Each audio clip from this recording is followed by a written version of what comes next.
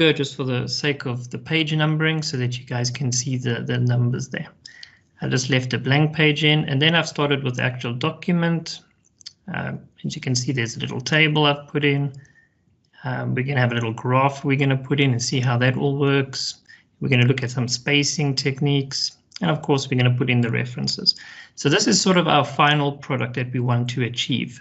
Okay, so and yes, colleagues, this is recorded, and it will be on our YouTube page, so you will be able to access it and be able to watch it again and again and again and go and practice these things. Okay, so here we go. What you're going to do, students, the best way to do it is just type up your answer. Don't worry about spacing. Don't worry about all the other niceties. Just get your information done. So this is my module code. This is the assignment, and I've put in some information. And you can see I've got some spaces there. That's perfect. Not a problem. All right, so we've got our information. So what's the first thing we're going to do? Well, let's start with the nice simple one, the cover page. Now, the nice thing is under your insert menu, cover page, you've got to have all these different options, and there's quite a few built into Microsoft Word. So you can then go and select. It's not going to do exactly the same one. We can be a little bit more creative. Let's take a nice simple looking one. And there we go. Now, the first thing is, colleagues, students, your title page is an introductory page. And in other words, it won't have a page number, not at all. So that's important to remember. Now, Microsoft Word sort of gives us a template, and now you can go fiddle around if you want. You can put in the year, document title. Let's see, well, it's a module, so let's say assignment. Ooh, terrible spelling. Right click, always check your spelling, use the tool, let it do the work for you guys. Assignment 3.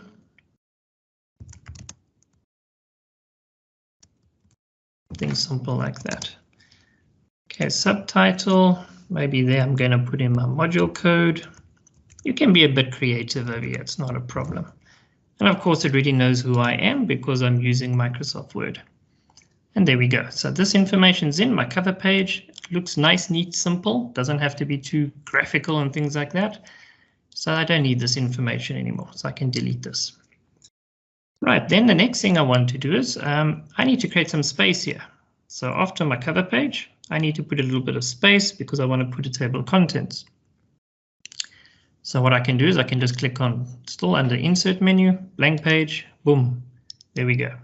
So now my introductions move down, and I've got a nice space over here, which I'm going to want to use. So that's pretty good. Don't be too scared to try things, because remember, if you make a mistake, there's always the undo button that you can use. So that can also help.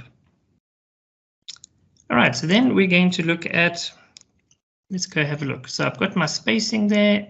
All right, got introduction, maybe just move it up a little bit. You'll see the ruler over there tells me this is my margin spacing. I will be showing you how to change that a little bit later. Got my introduction text. Okay, so I want to create a table over here. Again, I'm still under insert. I go here and it gives me this nice little grid that you can use. This is probably the quickest way to create a table. Right, for example, I'm just going to put in 4 rows and 4 columns. So there's my columns, there's my rows. And I'm just going to put in some information quickly.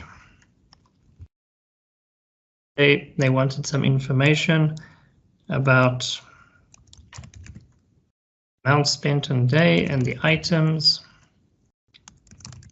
something like that. Maybe that's the research that you were doing. Well, you can see how it works. As you're typing in, each little cell where the row and column meet is a cell. You can type in your information, but you can also move things around. So that's important. So you can adjust.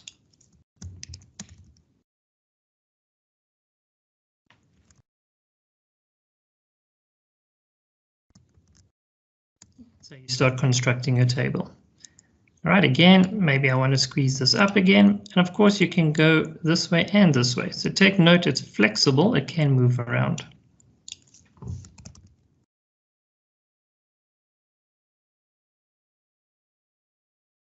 And so you can continue.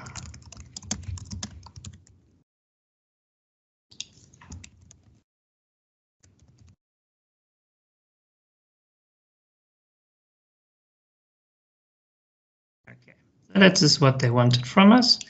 Now it looks a little bit plain. Okay, so fine. Let's go have a look. Sorry, my little toolbar is sitting right in the way.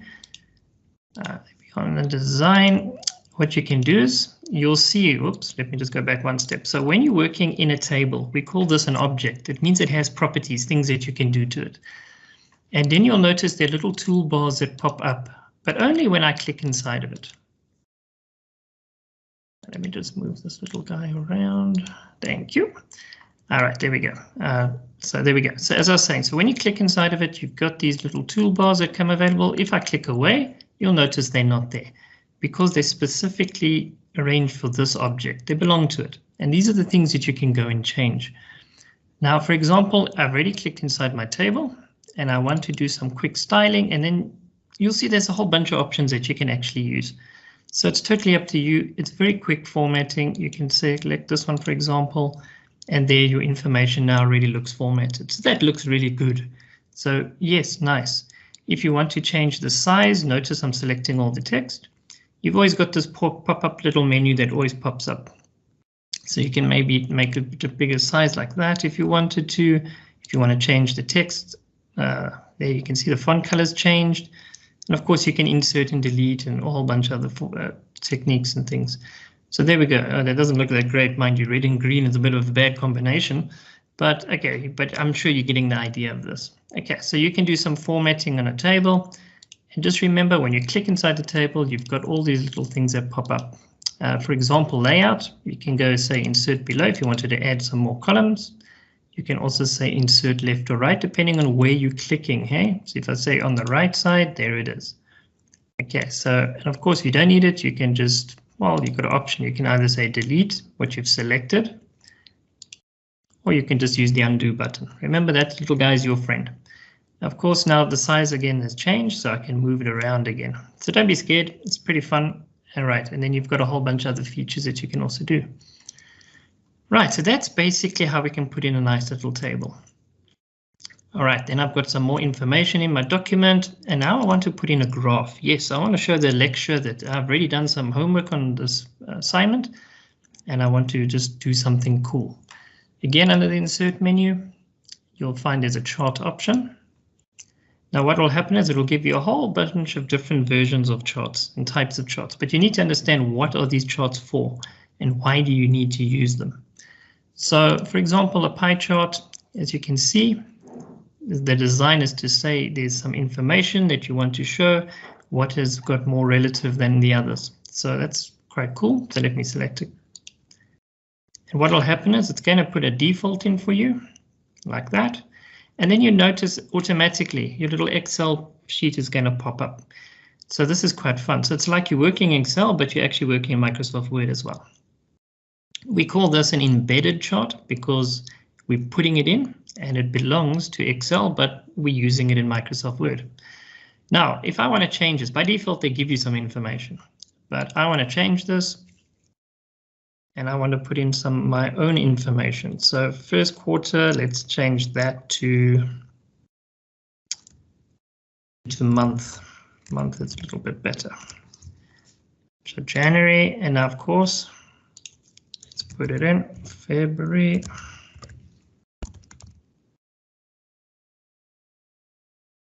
Right, so as you type it in, you notice the chart's going to change. Just to give us a little bit more space, let's add May. But May doesn't have a value. Okay, so let's say we were calculating the number of sales. That's the type of data we needed. Data in, and immediately you see the chart starts changing. Okay, that's perfect. That's exactly how it's meant to be. Then I don't want, okay, sales is fine. I said I was using sales, so there, but if you wanted to change this, you can add it in. Sales. You'll see the title changes. So that's quite useful as well. Okay, cool. So what else can we do with the charts? And I'm just going to click on close. Remember what I said to you. When you click on something that you've created, an object, there'll always be things that pop up. Toolbars to say these are the properties you can go and change. So let's have a look at chart design. Now there's some really cool quick ones to do this. You're going to find this exactly the same as in Microsoft Excel. And yeah, I'm going, oh, this was a nice one. Why? I like this one. So this one really works out percentages based on those values. So there we go. So now it puts it in, it's got a label, formatting is done, and it's just very quick to do. But we're going to look at charts way more at 10 o'clock. We're going to be doing Excel, and that's where I'm going to be showing you all the different features about creating charts. So don't worry, let's keep this one simple for now. Okay, let's see what else do we need. Oh, okay, there's a big gap that's formed here. All right, of course I worked over here. Microsoft Word sort of made some more spaces for me. So let's just use the delete on the keyboard. And there we go. Okay, so now this is starting to look good. So I've got 6 pages in my document. All right, fine. Let's see what's the next thing we're going to do. Right, so now I want to say, okay, let me get my table of contents going. I've got a basic design of my document. It's starting to look good. So the first thing I'm going to do, and this is the catch, and this is very, very important. Select your text that you want, just the heading that you want to make in a heading. Now, headings works with your table of contents. So those are quite important to remember. So when you're creating a table of contents, first do your headings, but be very careful what you select. If you select all this text and I say heading 1, then you can immediately see the text has changed, right? You'll see it, notice it changes. For example, I'm just going to leave it there for now. So my heading 1 has included the heading, but also text. So when you create your graph, your table of contents, it's going to look a little bit funny. So let me leave this here for now. Let's deliberately make a mistake so I can show you what will actually happen. So let's select the next one. I'm saying heading 1 as well. For my table, maybe just say table of purchases, make it a little bit more specific. I'm going to make that a heading 2. Now heading 2 is a subheading. And let's say the same for my graph. Okay, it already says what it's about, so that's fine. Now I see conclusions moved. Can you see, as you work in your document, spacing is going to move continuously. So just move it down. There we go. Okay, conclusion, I also want that as a heading 1. And my references, I'm still going to add them. I'm going to make it a heading 1 as well. Great. And of course, there are heading 3s and 4s, and it goes quite further down. So you can have multiple subheadings. Just remember this little error that I made. Hey? Great. So now I go to the location. Where do I want to actually put my table of contents? That's why you see I inserted a blank page to create that space. All right, to make it a bit easier for ourselves. All right, so then we go again to insert. No, I lied, it's not under insert. It should be under, oh bugger, where's this thing? Ah, yes, references, sorry. There we go. So you go to references tab this time, table of contents. So this is nice. It's really built in for you, and they're giving you sort of some few options that you can select. Mostly we just use this one over here. It sort of does the job for us. So I click on it, and there we go. So now my table of contents has been created, and it looks quite nice. But as you can see, look at that video and all this text that was added in. That's because we told the system that this is heading 1. So let's go and fix this. Okay, so I go and select the text that should not be the heading. Go back to home, click on normal, put it back the way it was. There we go. Okay, now you can see the text is different. You can actually see that it looks back to normal that way it was. So, but now we need to update this. So how do we do it? Very, very easy. Right click, you can say update field, and you can say the entire table. Click on OK. And there we go. Nice, neat, simple. Okay, good. Now the system really picks up the page numbers, so that's fine. All right, but we haven't inserted page numbers yet. Okay, so let's do that next. Again, we're going to go to insert. Page number. Now there's a whole bunch of different options here, so you can have a look and see exactly what you're looking for. Generally speaking, page numbers are at the bottom of the page. That's usually where they're expected to be, and you can see all the different types of page numbers that you can actually put in. But I'm going to keep it nice and simple. So I click on plain number 3, and there we go. Now you'll notice something changes over here, and you'll notice immediately you're going inside footer, header and footer. Okay, that's normal, absolutely.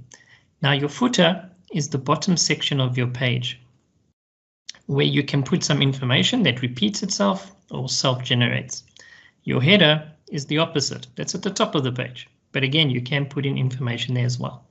Normally with businesses, you'll find a logo or copyright and that type of information. They normally stick it into the footer and the header. Right, but there we go. There you can see my page number. You'll notice your cover page, there is nothing. And that's perfect. That's exactly how it's meant to be. And then if I scroll down, you'll see the page numbers popping up. You'll notice the rest of the text that you've got is all grayed out to indicate you've got a tool open, in this case header and footer. So you might need to close it first to take you back to your normal view. So let's click on it.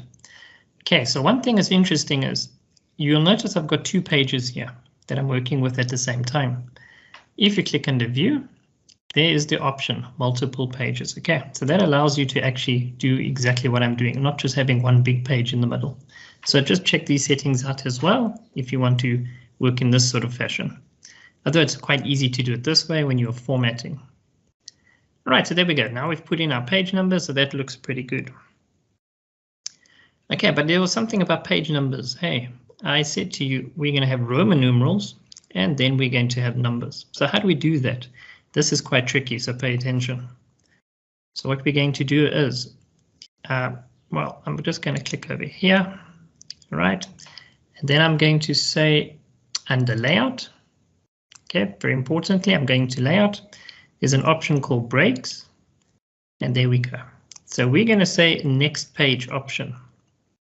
So when I click on it, right, there we go. You'll notice it sort of jumps down, creates a blank space. That's perfectly normal, right? And then you'll see it says page 1 over here, and then it repeats itself, page 1 over here. So what I'm going to do is I'm going to double click on it. Just select it, a little bit tricky, right click on it, and then I'm going to say format page numbers.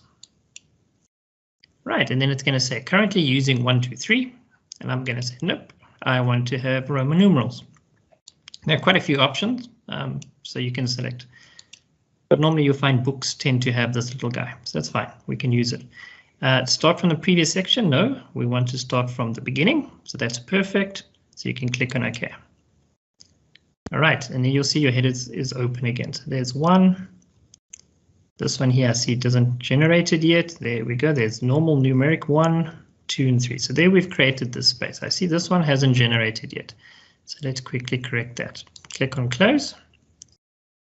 I'm just going to hit the delete key. Okay, so I've deleted that page. All right, but now I see this one is starting at 2. Okay, let's double click on it. Right click on it, very tricky to do because you've got to be very specific with your mouse. There we go. And I'm going to say start from page 1 or start from continuous. No, it should definitely be page 1. Ah, you unbelievably, it's just done what I didn't want it to do. All right. Okay, let's do that again. Sorry, see what happens, colleagues? By deleting it, I deleted the whole thing, the whole page break. So let me just insert it again. Layout, breaks, next page. Okay, good. There we go. It's done what it needs to do. Let me change it again. Unfortunately, this does happen. This is a very tricky thing to do, but it does take a bit of practice. Okay, good. Now that's doing what it should do. I see the blank page is still there. This one looks like it's correct. Okay, good. Now let's try and figure out why is this one giving me such a hard time. It shouldn't be. Say Control Enter. I just want to see if I can regenerate it.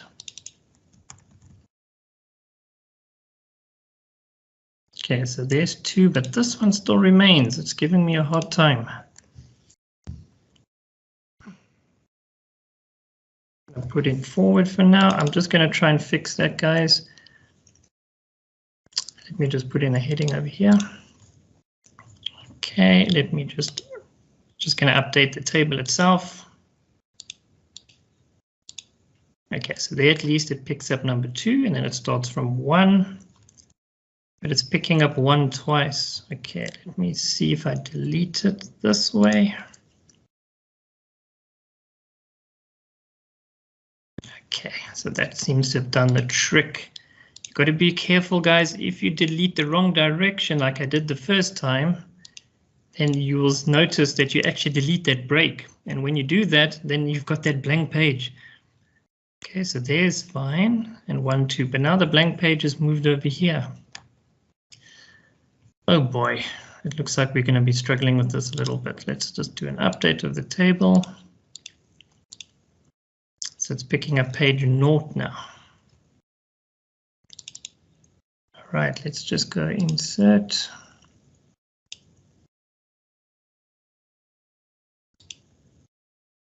Okay, we definitely don't want it to start at 0.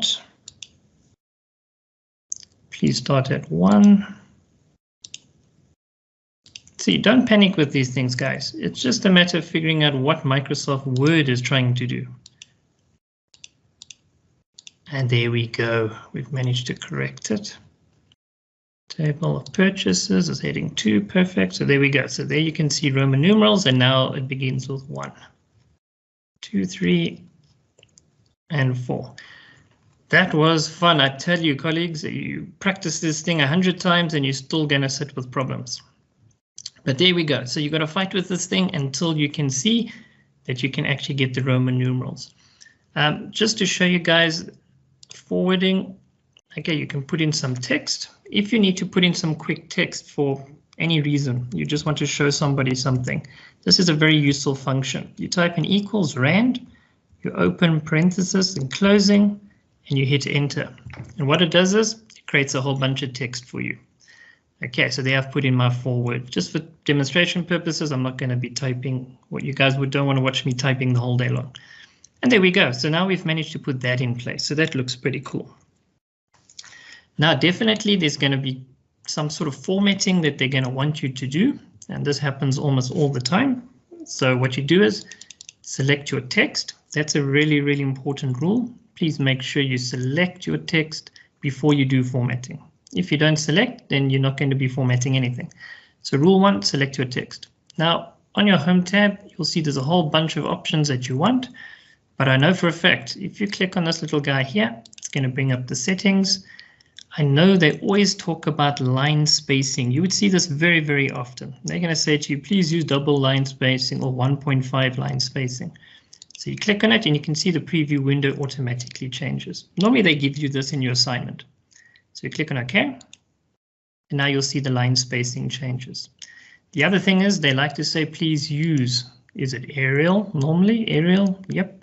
So you select Arial and you'll see the style of writing now changes. The size also, normally it's size 12. And again, there we go. So there you can see formatting is now changed. Now here's a nice thing. So if you're going to need to format all this text, there's a quicker way to do it. You can select your text that you formatted. You've got this little guy here called Format Painter.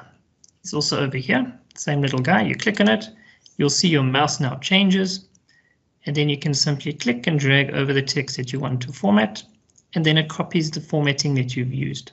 Not the text, just the formatting. So now everything will look exactly the same. So that's quite important, and that's quite unique. So there we go. So that's a quick way to do the formatting. And of course you can select it. You'll see I'm triple clicking now. Click on the format button and very carefully make sure I don't select the wrong things. And there we go. Now my text has changed. All right, so I hope you guys are learning all these nice little things. The other thing is that I know they'd love to do. They'll tell you the margins. Your margins is under layout. You'll see there's a margin option. They give you all these different options over here. But normally you can go to custom. And you can specifically go say, okay, the lecturer said to me, I need to make sure the margins are 3 centimeters to the top, on the left, the bottom, and right. Let's say they wanted 3 all the way around. That's cool. Click on OK. And there you go. So then you'll see the spacing here changes very quickly. So if you weren't paying attention, you probably wouldn't have seen it, but there the margin space has changed. So that's how you do it. Now here's another question. People say to me, David, when I do this, it shows me inches. Now, how the heck do I change it to centimeters? Okay, no problem. Just click on File, go to Options,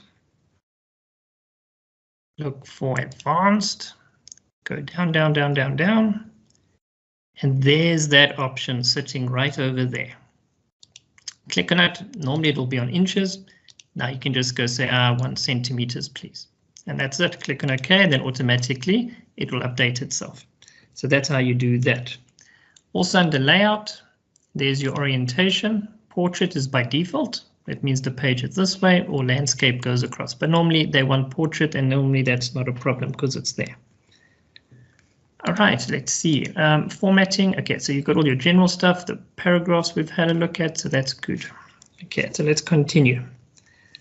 Right, we've inserted our tables and our graph. Yep, so there we go. We've inserted them. OK, but look now, look at the spacing problem. Because I changed that margin, I must just double check. So in this little space here, I'm just going to delete on my keyboard just to create this space. And now you'll see it starting to line up again. So that's one thing. To make it neater, just make sure you hit the delete, but don't hit too many times because you don't want to delete information that you need. Okay, so there's our graph. It looks pretty good. Okay, and then we've got references over here. Okay, another thing is, colleagues, they're going to ask you to, even as first-year student, they're going to say to you, okay, this research that you've done, where's the information coming from? Okay, so we're going to need to find out how to do a quick reference. So what I'm going to do is I'm going to use good old Google. You're going to go to Google Scholar. All right. Okay, I'm just going to select, for example, let's say this is what I'm researching about. It pops up the article, and let's say I used one of these articles and this is what I'm referring to. Then the nice thing is you can click on this little guy here called citation. And what it does is it automatically generates the different versions of the citation that you need to use. Now at UNISA, we tend to use APA. So all I do is I click on it. I can copy, go back to my Word document and paste it in. You'll see that all the correct formatting is done for you. So that's really fun. And then, for example, if I needed Harvard, I can select the Harvard method, but they normally tell you specifically what you need to use between the two versions, and you can paste it in. All right, so there we go. That's a quick way to put in a reference. I'm not going to go into the referencing in text and citations.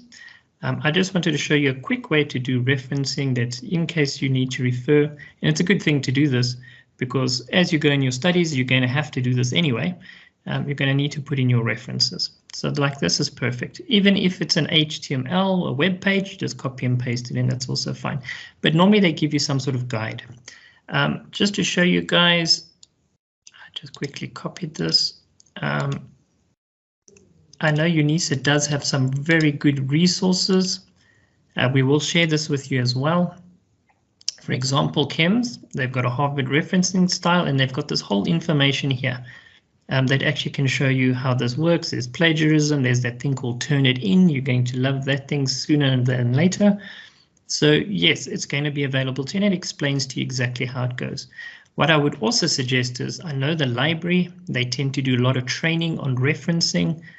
So please, even if you're a first-year student and you see the opportunity, even if you might not be using it yet, it's good to understand how this is going to come into your studies at some point. So it's good to learn it, and so that when you get to that point, you already know, okay, this is how we do it. So very, very interesting. We will share this resource with you. It is self-paced. You can go learn it, and they even tell you the different ways, like internet sources, how do you do it, and things like that. So yeah, you can have a look at that. That's quite a nice resource. Right, so let's go back. So there we've managed to put in our referencing. Okay, then the next thing is, and you find this quite frequently, the lecturer is going to say to you, please save this or submit this on my UNISA as a PDF. So that's easy to do. You go to File, Save As, and this little guy here, the type, there is your docx. So there it is. Sometimes you might find the lecturer might say to you a .doc. There's no X at the end. There's that option. So if my UNISA says to you, .doc, then that's the one you must use. If it's .docx, then use this one. But there's also PDF. It's one of the three. Normally one of the three is what they're going to ask, or sometimes they give you options. If they do, then select the option that's easiest for you. For example, I'm just going to say PDF. I click on save. Now automatically Word is going to generate the PDF for you. So let me quickly have a look. And there it is. I called a training document, and there it is. If I open it, there's my PDF document. Let me just make it a little bit smaller so it's easier to see. There's my table of contents looking pretty cool. And there's all my information. Beautiful. All right, and that looks quite nice, neat and tidy. So I'm sure the lecturer will be very happy to see the quality of the work. Now, just a little bit of an extra. I didn't really put it in because I see we've still got a few minutes. If you need to do a mind map, yes, that little guy, it does come up, and I have seen it in quite a few assignments. For example, I'm just going to make it a heading 2 quickly. If you need to do a mind map, guys, the easiest way to do it is if you go to insert, there's your shapes. You can actually just put it in very easily like this. So you can actually bold it. Click on add text. If the lecturer wants a mind map you need to bold in, there we go. And now you can just go and bold all the little things in. And you can actually show your lecturer how creative you are. I've already used that one. Let me try a different one. And you can see all the different things they've got available, already created for you. So it's just a matter of doing it. And remember what I said, anything that you add that has features, there it goes, it's an object, it's things that you can change. There we go. Now if I want to go in changes to make it look different, and there we go. So all these little things have things that you can change and make it real. All right, there we go. You can be creative, okay? Drag it around, play around with it, and you can build yourself a mind map. That's if you need to do that, of course. But just have a look at these tools and they are available to you. So it's very, very useful. All right, so that's pretty much it. We've managed to solve and do everything that we set out to do. So that looks it. That's your assignment. So students, I hope you enjoyed that. We're going to open the questions in a few seconds. Just to show you guys a few things more before we continue. Please do check out our regional page. You'll find it under first year experience. There it is. And you'll see a whole bunch of options over here. You can also find the regional centers there as well. There's also a YouTube channel for student retention. There we go. So if you could look it up on YouTube, and you can see all the different videos that we've got available there. Also including some extra things in Excel and PowerPoint, you name it, it's all sitting there. And of course, the third thing I want to tell you guys, we've got a MOOC site where you can actually do free online courses. There's some very, very good ones about ethical hacking and Microsoft Word, and there's an open educational resource about using MyUnisa. So you can just come register for free and you can access these when you've got time, of course. All right, Naz, that's pretty much on my side. I think I've covered everything we needed to do. We can open now maybe for the Q&A. Let me quickly do that. Okay, there we go. Okay, thank you, David. That was insightful and that was interesting. I also learned a few things. Colleagues and attendees, we have enabled your microphones, so should you have any questions, you may raise your hand, and when I call out your name, then you can just enable your microphone. Okay, I see Douglas has his hand raised. Douglas? Hello, guys. Hi. My question is, what is the most important things that you should insert when writing the references or bibliography? Good question, Douglas. Normally in your sort of assignment layout, they're going to tell you very specifically, make sure, although for first year students, normally not too detailed, but as you go along, you're going to have to be able to put in specific things that they want to see. That's why I showed you guys the Harvard method and the APA method, and I showed you a quick way of actually doing it. So, for example, here you'll see the authors of the book. Now, see, it's 2 people. The year is in there. The title is in there. Where was it coming from? Which journal was publishing it? What page number was on? And base, or that's probably a volume number, sorry.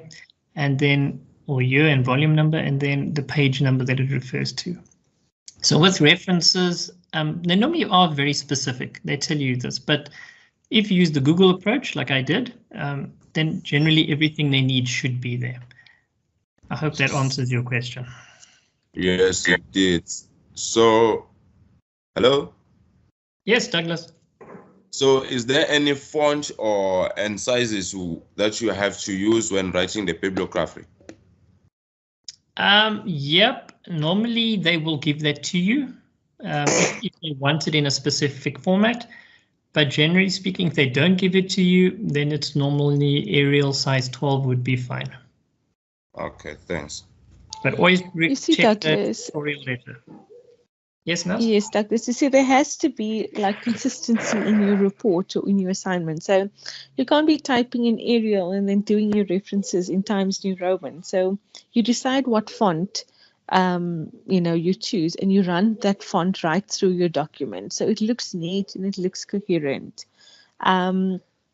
Usually they would tell you this assignment should be done in Arial 12 or Times New Roman. But if they don't, at varsity level, you either choose Arial or Times New Roman. You don't go and put fancy fonts or anything like that. Yes. And with regard to references, depending on which faculty you are and what your requirements are. So the human sciences might use APA, the law might use Harvard. And that's something, more information can be gathered from the library, where they actually have training sessions on how to actually do these bibliographies or references. So you can just visit that, and they have a format online also. You just plug in all your information, whether it's a journal, whatever, and they generate these bibliographies for you. So it will tell you the journal, the author, the year, whatever's required. It's specific for that format. Okay. Okay. Great.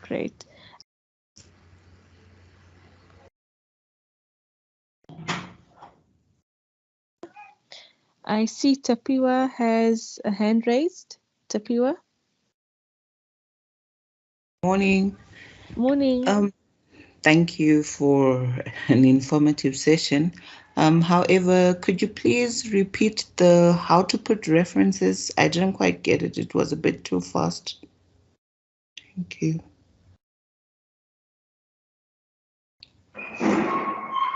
Thank you. Okay, let me just respond. We're going to the recording. It will be shared on the YouTube channel, so you guys would be able to see the steps again over there.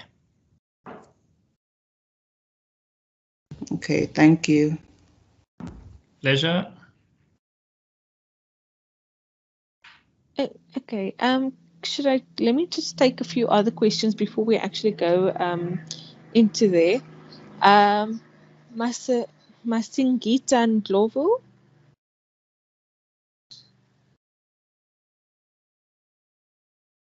Ndlovu, you have your hand raised.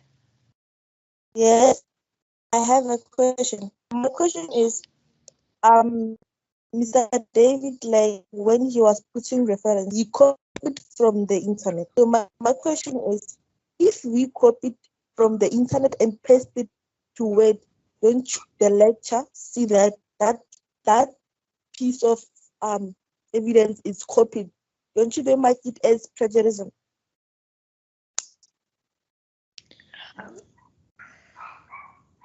Okay. No idea. Okay, David, you take over. Okay. No, when it comes to referencing, remember, a reference is actually saying that you got the information from that resource.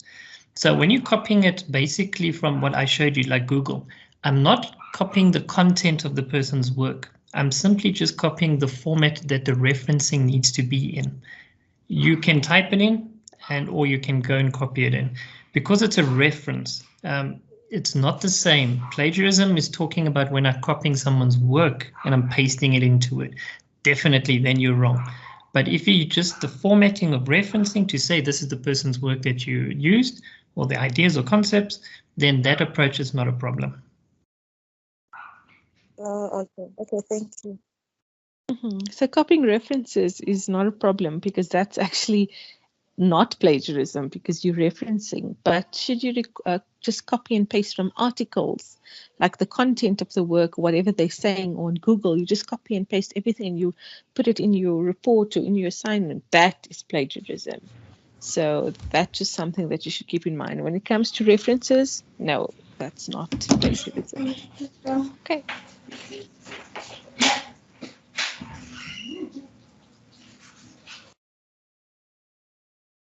Mpho, your hand is raised.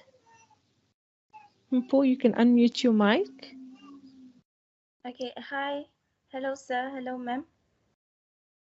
Hi, dear. How are you? I'm good, and you? Good, Okay, so thanks. my question is there a difference between bibliography, the reference, and the work cited? Because sometimes I get confused as to which one I should choose. And I see they are the same in Microsoft Word 2016. I see they are the same, so I get confused as to which one I should choose. I normally go with the references. So is it the same thing? Yes, dear. It is exactly the same thing. Just different people and different organizations call it differently. Some people may call it bibliography. Some people might call it work cited, and some might call it references. Some might call it reference list. So that just depends on your assignment requirements or your lecturer, for example. So, but generally, we generally use references or reference list. So as long as it's there, it doesn't really matter what the heading is. But if you really want to make sure, you could just ask your lecturer about that. But as long as the work is there and it's cited, that's the most important thing. So you don't really have to stress about that. But what I do is I usually use references or reference list. Does that answer your question, dear? Yes, Great, thank you, ma'am. Great. Pleasure, dear. Okay, I don't know. I don't see any hands raised. Okay, there is one. Gimpo's hand is still raised. Okay, I think David, many of them wanted. Okay, Grant. Grant, you can take over. Thank you so much. I just wanted to ask in terms of footnotes and having them, sometimes you need to have it justified. And then also there are times when they do not want any spaces after each footnote. Could that also be part of what will be covered, please, in this particular training? Thank you so much. David? No, I didn't do anything on regards to footnotes, but I can, let me see if I can quickly find a resource that might be able to help you in that one.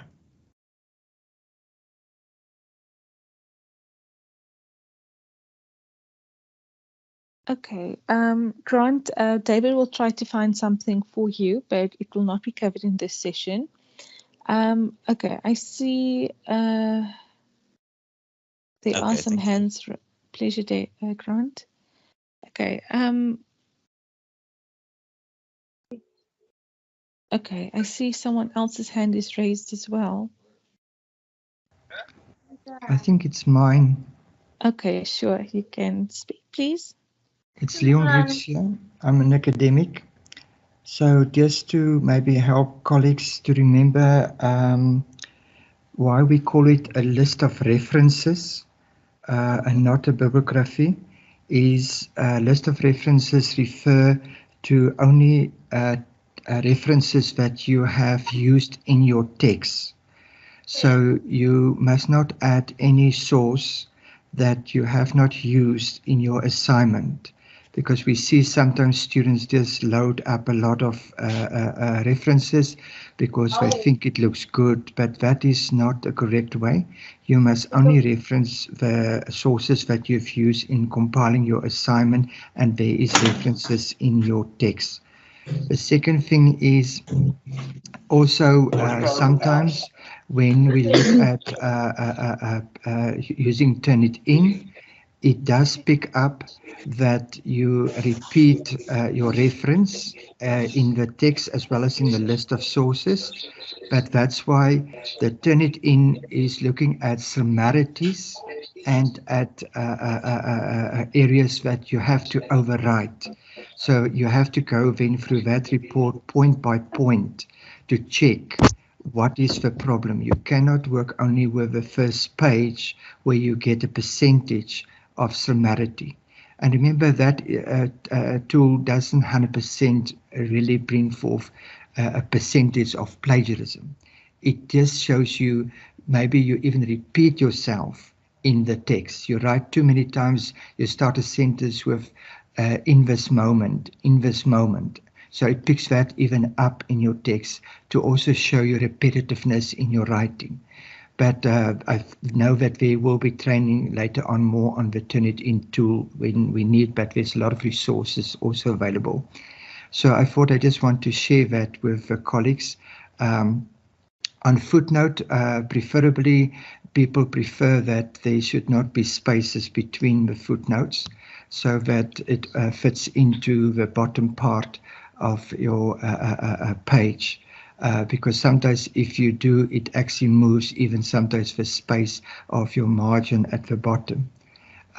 So yeah, I just thought I want to share some of those just to maybe help some students. Thank you. Oh, thank you so much. That was really helpful and insightful. So yes, students and attendees, just keep that in mind. And with Turnitin, the library should have, workshops and training on Turnitin. That is something to check, your plagiarism and your similarity, and just to guide you through. So please keep that in mind. Please check the library website. Okay, and Nonhlanhla, Gloria, you have your hand raised. Okay, I'm still unmuting myself. I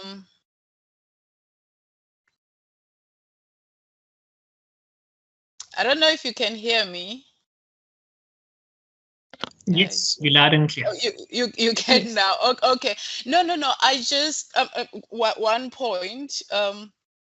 On the issue of inserting of footnotes, I do think it will be important to really show us how to deal with that issue of spacing, because for me it comes up all the time, and I just submit my assignment even though I know I'll lose marks. I just don't know how to sort that out. But I would also like you to show us a bit how to deal with the margins, because that's my other problem with my thesis. I saw you going to insert somewhere, but it was so fast. I also missed it, but I know my margins are a mess. If you can just, if there is time, if you can just maybe just tell me where to go and stuff. Okay, thank you. Okay, I just want to take Neo's question, and then we can go to the actual document and David can show us a few things. Okay, Neo Sibola.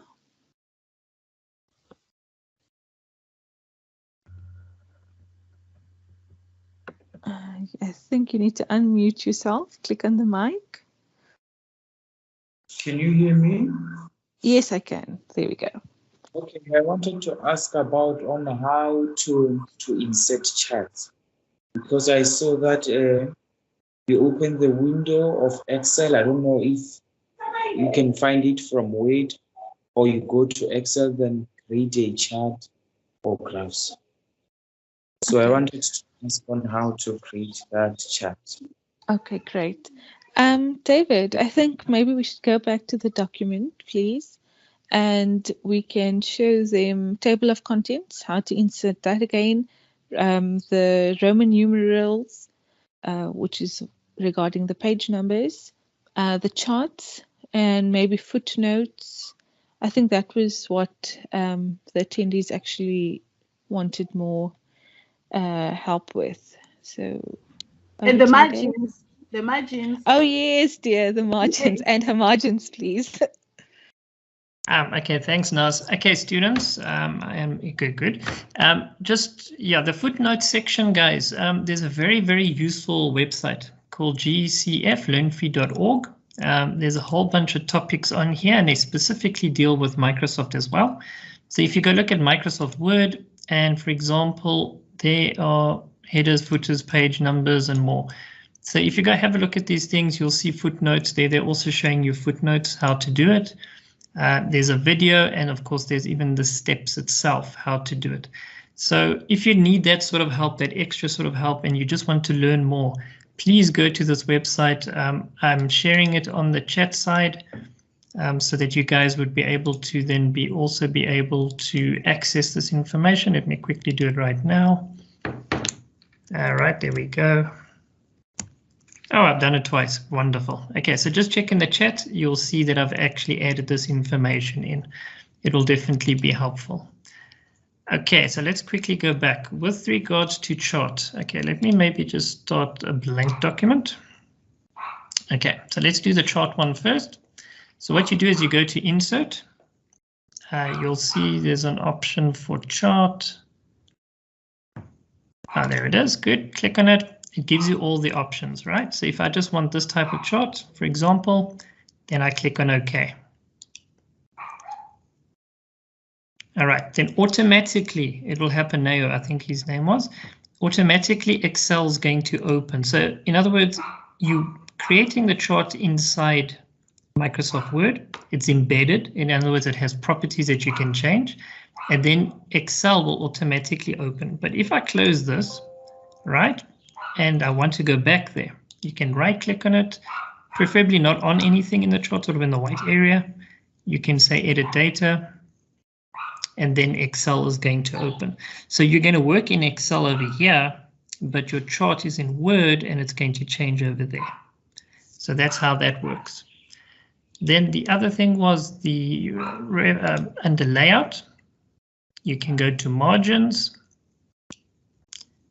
and then you can go custom margins. Because normally the ones that they give you, it's definitely not going to be the specs that the lecture wants. So go to custom margins, and then you can see top, left, right, center. So they're the margin settings that you can change. Just remember, if this is in inches, then you need to change your settings, which means I'm just going to repeat, go to File, Options, Advanced, and then just scroll down, down, down, down, and there you'll see the options. So it'll probably be on inches. Then you must just tell it, no, I want it in centimeters. Click on OK, and then the system will automatically update.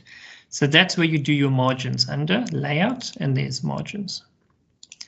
Okay, then the fun one, the Roman numerals.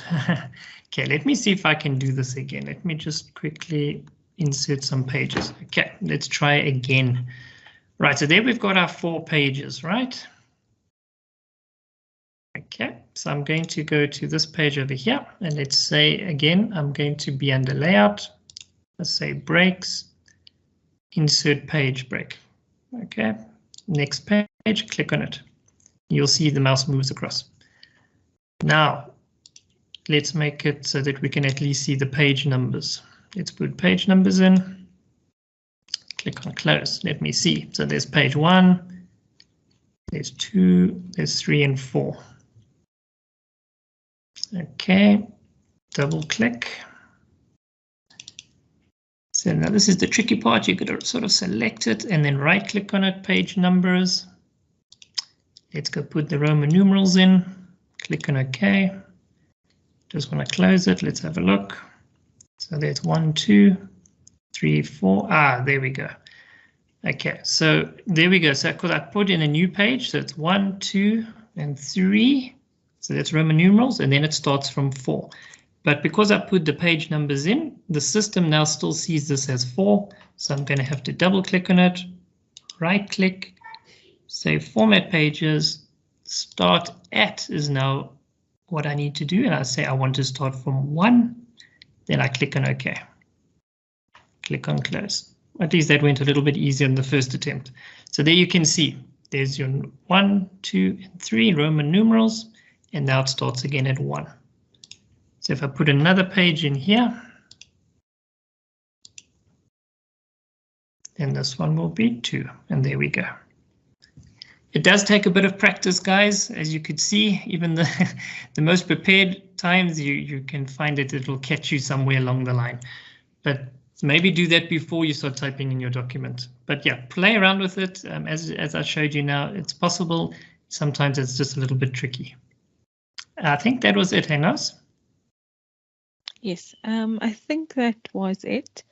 Okay, we are running out of time, but we can just quickly take 2 questions. I see Wilson's hand is raised. Wilson?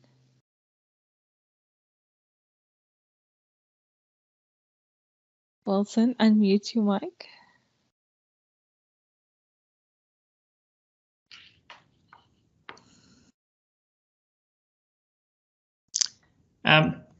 Thanks, students. There is a survey that we're doing. It's in the chat box. If you please can use it, select it. It's just a few little questions. Just want to know where you are, and if you're a first-time student, that type of thing is very quick to do. If you don't mind, you can please fill that in. It's very important for our understanding of our students and where you guys are coming from. All right, and we will be uploading this recording on the YouTube channel probably in the week, and then we will send you a notification just to say that it is there. Thanks, Nas. Great stuff. Okay, thank you, colleagues and attendees. Yeah, thank you for joining us today, and thank you for participating and for asking all your questions, and we wish you all the best for your assignments. This was not an in-depth course of any sort. There are other more, in-depth courses of Microsoft Word. This is just a basic creation of assignments that will just guide you through. But the library and other services would have greater details of information. But, if you guys have any suggestions or if you want us to cover anything, please let us know, and we'll have these sessions coming up. And thank you for being such a wonderful and pleasant audience. And thank you for waking up so early to attend our session. So thank you so much. And we do have Excel and PowerPoint coming up today. Excel starts at 10. And I think, PowerPoint starts at 11:30. So if you guys are available, please join us, and please fill in the survey and give us your feedback so we can improve our services to assist you guys. On behalf of the Student Retention Unit, we wish you guys everything of the best for your upcoming assignments and exams. Take care and stay safe. Remember, the recording will be available, so don't stress about that.